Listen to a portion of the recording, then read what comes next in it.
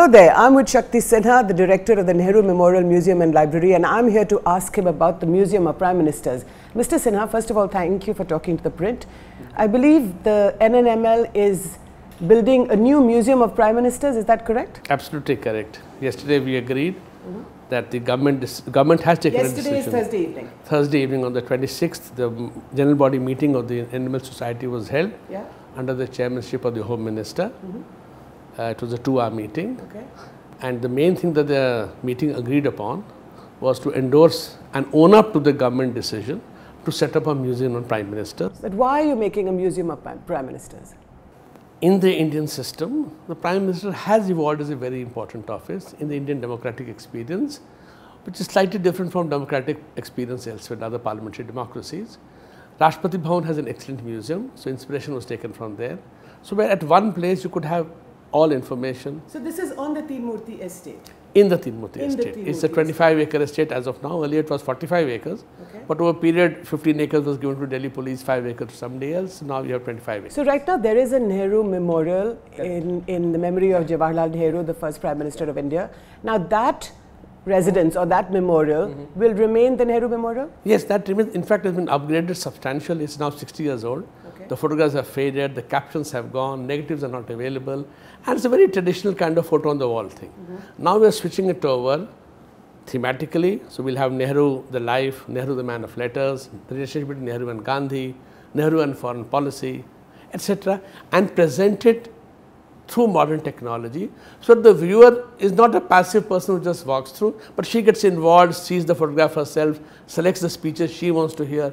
We want to make it an interactive, which we are doing for Nehru. So the Museum of Prime Ministers will be separate from the Nehru Memorial, but in the same estate? In the same estate. Now this building is and shall remain the Nehru Memorial.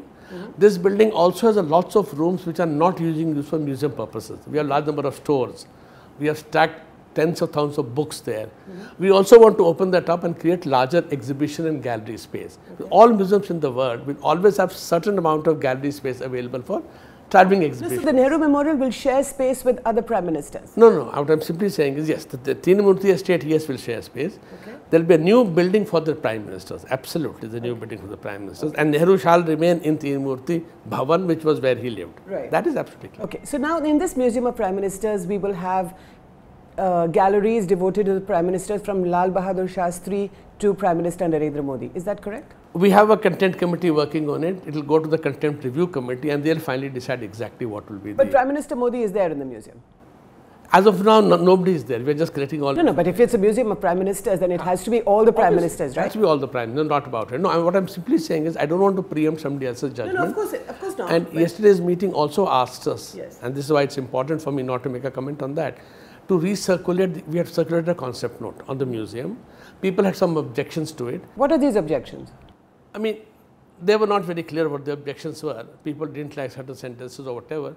So we've been asked to recirculate the paper, take their comments on board, and if necessary, the society will meet again to go through the concept paper. So that possibly will tell us exactly how does the society members want the museum to be. But in your executive council, you have a certain number of members who are, say, pro-Congress party or pro-UPA or pro-old guard, shall we say. And a majority of members belong to the current dispensation. So would you say that these amendments will be overruled? So my question is really about this Museum of Prime Ministers and whether Prime Minister Narendra Modi will find space there or not. No. Obviously, all Prime Ministers will find space, absolutely. So this is going to be a museum of all the past Prime Ministers besides Nehru and all the future ones. I will not use the word besides Nehru in that sense. That seems to give the impression we're leaving out Nehru. No. The whole complex will be Nehru plus. Nehru is there and the others will also be there. So material on the Prime Minister, have you already started collecting it? This is Prime Minister Modi. Yeah, we're collecting information on everybody, all the Prime Ministers. Okay, and you are speaking to the various former Prime Ministers as well? We have hired young people who are doing that work, they're running around. I'm not into the details of exactly how they're going about the work. No, as I said, whether it's Mr. Devegowda, Chaudhry Charan Singh, Morarji Desai, Shastri, Indira Gandhi, Rajiv Gandhi, Narasimha Rao, VP Singh, What is the family of former Prime Minister Atal Bihari Vajpayee giving you? I'll have to check with my team. But you are speaking to the family? I have no idea whom they have spoken to at this moment. I cannot. Okay. And the family of Dr. Manmohan Singh? Again, I said, I'm not into details of whom they have spoken to, whom they have approached. All I know is that they are on the mission of collecting photographs, videos, audio. This is the first step. Right. Contacting people for personal reminiscences is the later part of it. Right now, what I can see from what the team is doing, they have identified thousands of videos of the Prime Minister, tens of thousands of photographs, audio recordings, this kind of stuff they are gathering at this moment of time. So why is then the old guard, if I can describe them as that, in your executive council? In the general body. In the general body, what is their dissent about?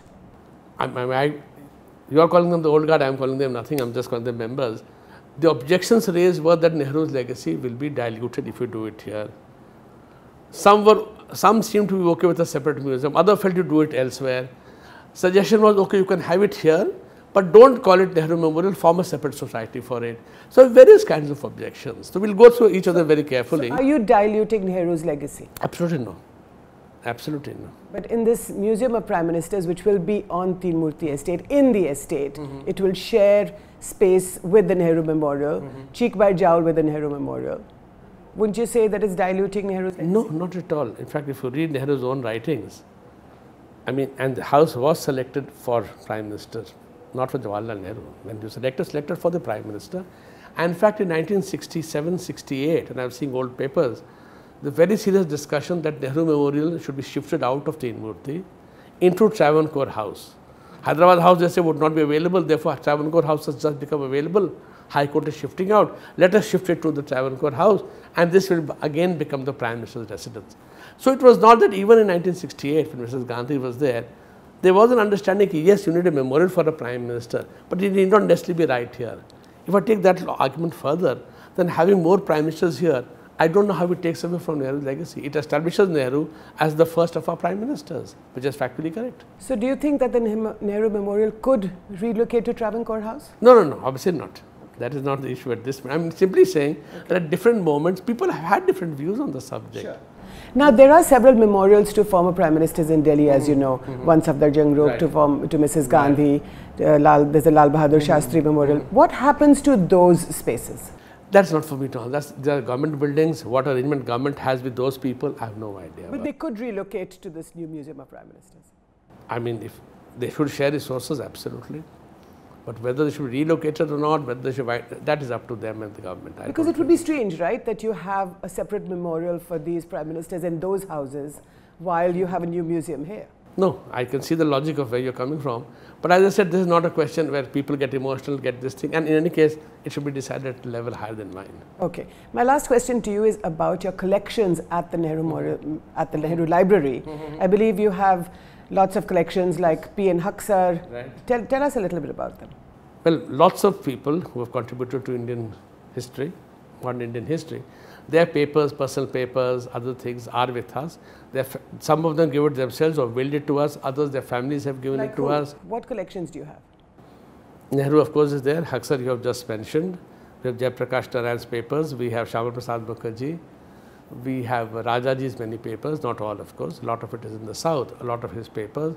The whole range of individuals and institutions. Veer Savarkar? Veer Savarkar, Congress Party, even the Muslim League for a certain period, the Ahmedabad Textile Labour Association's papers for some period. So we have, and which is why the library is so popular and so well known all over the world. It's the best possible resource for studying contemporary India. So is there a move to dilute the character of the library, which is to take it away from being a space of modern historical research to a more general political science kind of library? No, not at all. In fact, you cannot study modern history without studying modern political history, or for that matter, social history or economic history. So we have all these years, it's not yet today or yesterday, for 50 years, that's how the library has been growing. We have collections on all kinds of subjects to do with contemporary India. The cattle census of 1870, as an example, we have that also. So it's not that history is separated from economics or politics. You cannot do that. That would not. So the Veer Savarkar collection in the Nehru Memorial Museum and Library, isn't that ironical? It's been there for a long time. It's been there, and the library is meant to help scholars study contemporary Indian history, right? Right. If you want to be ideological and keep away some resources, you're not being fair to the scholars. Scholars should be exposed to have access to all resources. They can make up their own mind. That is their prerogative. We don't tell them what to write. Thank you so much, Mr. Sinha. This is Jyoti Malhotra for The Print.